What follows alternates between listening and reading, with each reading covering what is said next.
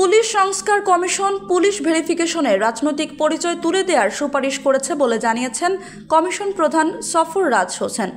সোমবার বিকেলে সচিবালয়ে স্বরাষ্ট্র মন্ত্রণালয়ের উপদেষ্টার নিজ দপ্তরে পুলিশ সংস্কার কমিশনের প্রথম সভা শেষে সাংবাদিকদের তিনি একথা জানান।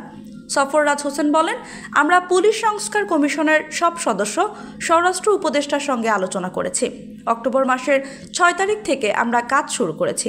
চলতি বছরের 31শে ডিসেম্বর কমিশনের রিপোর্ট দাখিল করার কথা রয়েছে। আমরা মোটামুটি মধ্য সময়ে এসেছি। প্রাথমিক পর্যায়ে বেশ কিছু কাজ করেছি। এটাকে একটা খসড়ার চূড়ান্ত রূপ বলা যায়।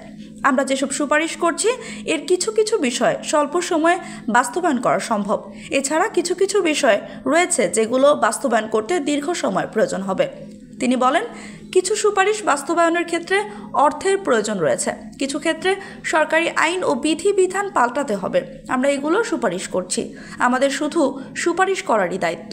সরকারি, আধা সরকারি কিংবা ব্যাংকের চাকরির জন্য পুলিশ ভেরিফিকেশন করতে হয় জানিয়ে সফররাজ হোসেন বলেন, পুলিশ ভেরিফিকেশনের এই পদ্ধতি 1928 সাল থেকে হয়ে আসছে। এটা প্রায় 96 বছর ধরে চলছে। ব্রিটিশ আইনের ম্যানুয়াল অনুযায়ী এখানে কয়েক ধরনের প্রশ্ন এবং তদন্ত করা হয়। এতে অনেক সময় অনেক চাকরি প্রার্থী বাদ পড়ে যায়। আরেকটি বিষয় প্রচলিত আছে, আত্মীয় স্বজনের মধ্যে কেউ রাজনীতি করে কিনা এবং রাষ্ট্রবিরোধী কেউ আছে কিনা। এটা ব্রিটিশদের আঙ্গিকে চিন্তা করা হতো। তিনি আরও বলেন, ব্যাংকের একজন গার্ড থেকে ক্লার্ক সবার চাকরি গুরুত্বপূর্ণ। অনেক সময় নাম পরিচয় পরিবর্তন করে কেউ চাকরিতে ঢুকতে পারে। পরবর্তীতে দেখা যেতে পারে যে সে কোনো অপরাধের সঙ্গে জড়িত। সুতরাং ভেরিফিকেশন জরুরি। যেভাবেই হোক পুলিশ ভেরিফিকেশনে যাতে ভোগান্তি না হয় সেই বিষয়ে সুপারিশ করেছি।